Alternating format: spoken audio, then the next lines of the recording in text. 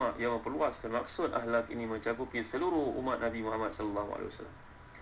Nanti ada peluang kita lihat dalam surah Hud bila Allah menjelaskan kepada Nabi Nuh, qala ya Nuh innahu laysa min ahlik innahu amalun ghayru salih. Nabi Nuh telah ditegur oleh Allah SWT bila dia mohon keampunan untuk puteranya. Adalah penilaian para ulama sama ada putera tersebut putera kandung ke, anak lelaki tiri ke. Tapi yang pentingnya bila Nabi Nuh mohon keampunan untuk puteranya itu, Allah SWT telah jelaskan dia bukan keluargamu. Innahu laysa min ahlik innahu amalun ghayru salih. Dia bukan puteramu, wahai Nuh, kerana dia tidak beramal saleh. Kalaulah begini maksudnya tuan-tuan, semua yang beramal saleh dinilai masuk dalam keluarga Nabi SAW. Dan kerana itu juga Salman Al-Farisi yang tidak memiliki sebarang hubungan darah dengan Nabi Muhammad SAW, bahkan bukan orang Arab pun, yang datang dari Parsi ini, pernah Nabi SAW sebut Salman daripada keluarga kita, Salman Ahlul Bait. Salman juga merupakan seorang daripada Ahlul Bait, kerana ukuran bukan pada darah daging semata-mata, tapi ia kepada keimanan dan kesalehan sahabat yang mulia ini. Lagi kita lihat dalam ayat yang digunakan Allah SWT di sini, wa amur ahlaka bis salati wastabir 'alaiha. Wastabir, istabir, dia perkataan isbir. Isbir maknanya sabar. Jadi penambahan ta dalam bahasa Arab pada setiap penambahan itu mengandungi makna penekanan, makna yang lebih kuat. Jadi Nabi Muhammad SAW diperintahkan untuk lebih bersabar mengerjakan salat, kerana salat yang wajib, walaupun 5 waktu saja ke atas Nabi SAW, tapi Nabi juga diwajibkan untuk salat pada waktu malam. Bagi Nabi, salat malam tahajud merupakan satu benda yang wajib. Jadi tentunya memerlukan kesabaran dan ketekunan yang melebihi apa yang diwajibkan ke atas umat baginda sallallahu alaihi wasallam. Pemirsa yang dirahmati dan dikasihi Allah sekalian, dalam hadis yang pernah kita bincangkan sebelum ni, Zaid bin Aslam berkata bapanya pernah memberitahunya bahawa saya dan juga Yarfa pernah malam di rumah Umar Khattab radhiyallahu anhu, yang mana Sayyidina Umar ni memiliki waktu yang khas pada waktu malam, sebahagian malam untuk bangun salat. Dia tentunya akan bangun untuk menggerakkan keluarganya. Tiba-tiba pada malam itu nampaknya Sayyidina Umar Khattab radhiyallahu anhu mungkin terlambat bangun. Kami menyangkakan dia tidak bangun. Tiba-tiba dia bangun juga. Dia membacakan ayat wa amur ahlaka bis salati wastabir 'alaiha la nas'aluka rizqan nahnu narzuquk wal 'aqibatu littaqwa. Terus digerakkan anak-anaknya. Dan Sayyidina Umar ni terkenal dengan usahanya untuk merenjis air ke muka isteri bagi membangunkannya untuk qiyamul lail, mengajaknya untuk bangun, mengajak kepada Allah Subhanahu wa taala.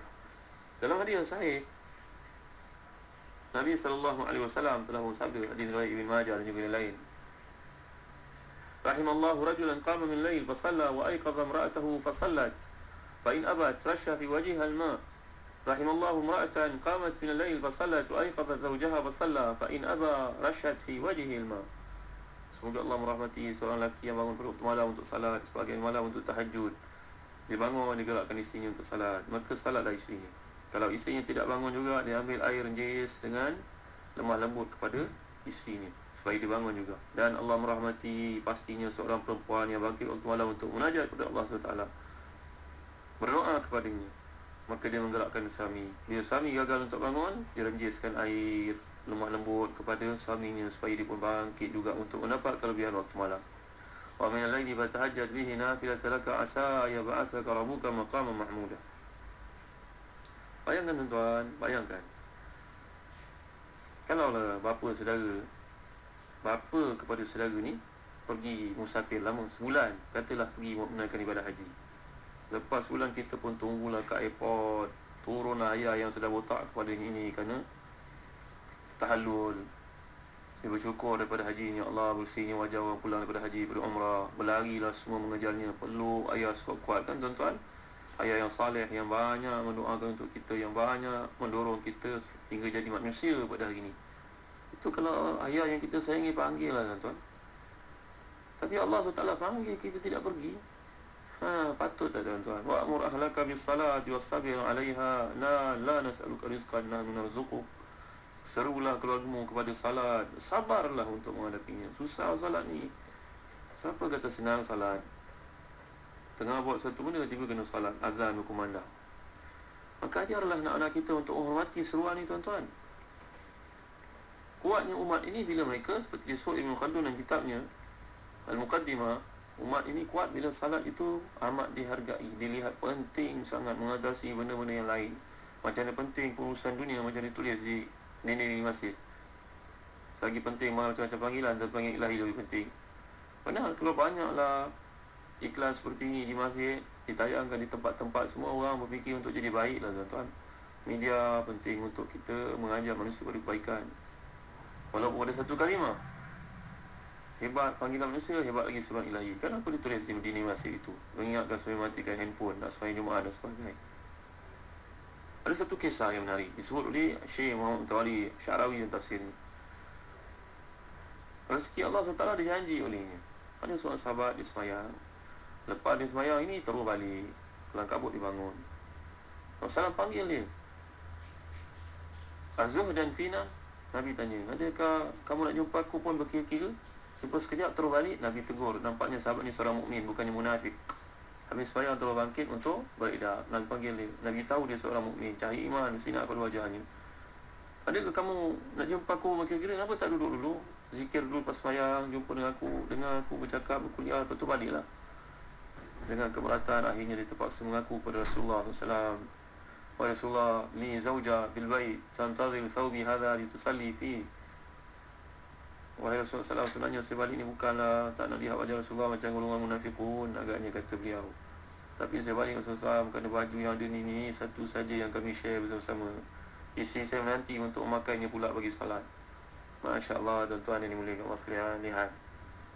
Lihat nampak. Lalu akhirnya dia pun dibenarkan Nabi untuk beredar. Nabi SAW mengajarnya untuk kalau nak cepat sangat membaca tasbih, tahmid dan juga takbir 33. Subhanallah 33, Alhamdulillah 33, Allahu Akbar 33. Kalau dah nak cepat sangat pun, ingatlah Allah dengan 3 tasbih, takbir dan juga tahmid dan takbir ini. Dia pergi, di balik rumah dia cerita pada isteri. Tadi Rasulullah SAW tahan abang. Lalu Rasulullah bertanya, abang terpaksa cerita. Lalu isteri yang mulia, yang hebat, yang salihah ini, sahabiah yang hebat, jalilah ini berkata, adakah abang mengadu tentang anugerah Allah yang seperti ini kepada Nabi Muhammad SAW?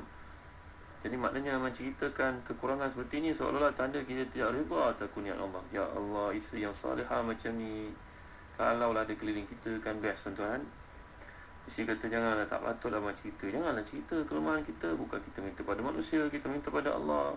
Abang Nabi sembahyang ada lah rezeki untuk kita. Soalah gitulah tuan-tuan, ayat sedang kita bincangkan. La nas'aluka rizqan nahnu narzuquk. Kamu sembahyang nanti kamu akan ditambah rezeki. Jangan kamu ingat kamu sembahyang rezeki kamu berkurang, kamu terpaksa berhentikan perniagaan, kamu akan hilang peluang. Tidak, rezeki bukan berada di tangan manusia, tapi di tangan Allah SWT. Dengan syarat kamu memahaminya.